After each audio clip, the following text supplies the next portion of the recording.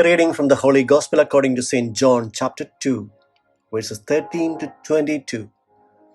Passage taken from the Message version of the Bible.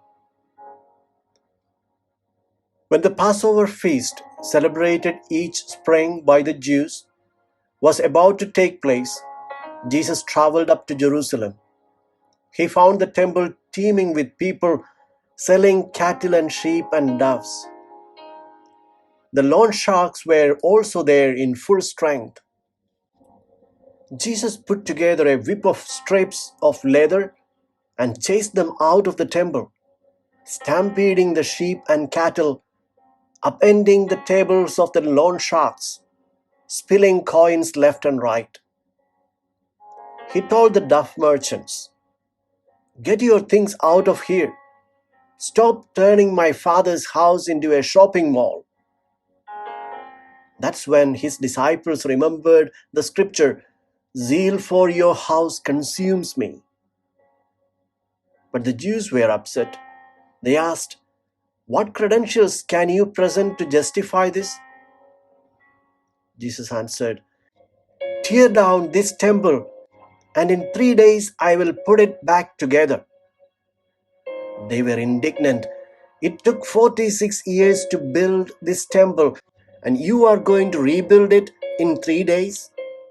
But Jesus was talking about his body as the temple. Later, after he was raised from the dead, his disciples remembered he had said this. They then put 2 and 2 together and believed both what was written in Scripture and what Jesus had said. The Gospel of the Lord.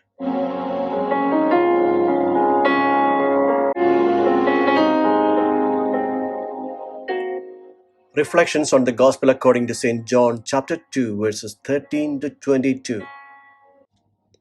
The Basilica of St. John Lateran is the cathedral of the Pope as Bishop of Rome. It was built by Constantine and was for centuries the residence of the popes. This basilica is a symbol of the unity of all Christian communities with Rome. It is called Mother of all the churches, and for this reason, this feast is a reminder that we are all united by the same faith and the one church, built on and handed down by the apostles. In the recent times, the Pope presides on the Holy Thursday Eucharist and the washing of the feet in St. John Lateran. The temple in Jerusalem was the central place of the religious life of Israel. It was considered the privileged place of God's presence on earth and therefore the proper place for worship and prayer. The episode in which Jesus expels the vendors and money changers from the temple is presented in all the 4 Gospels. In John's Gospel, the story becomes a text of self-revelation.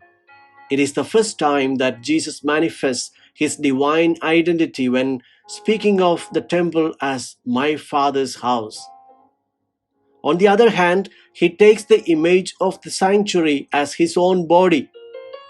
It is another way of indicating that he is the new temple where the real presence of God is.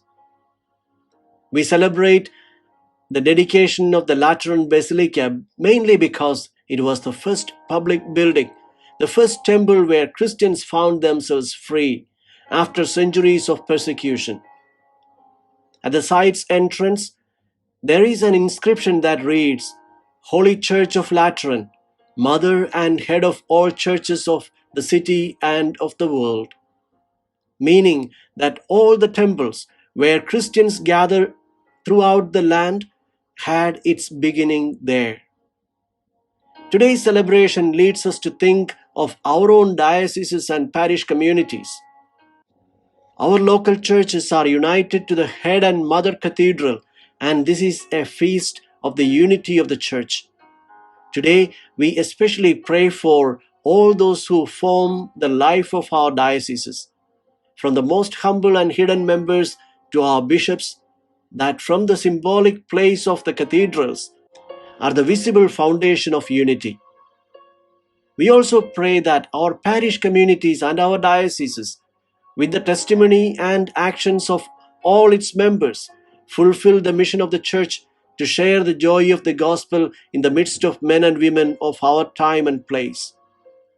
If the temple is a place of encounter with God, God Himself shows us the great place to find Him in the lives of the poor and the needy around us. This is the temple to be respected. No one can defile this temple with contempt and exploitation. The glory of God is man's life, and the life of man is the ability to see God.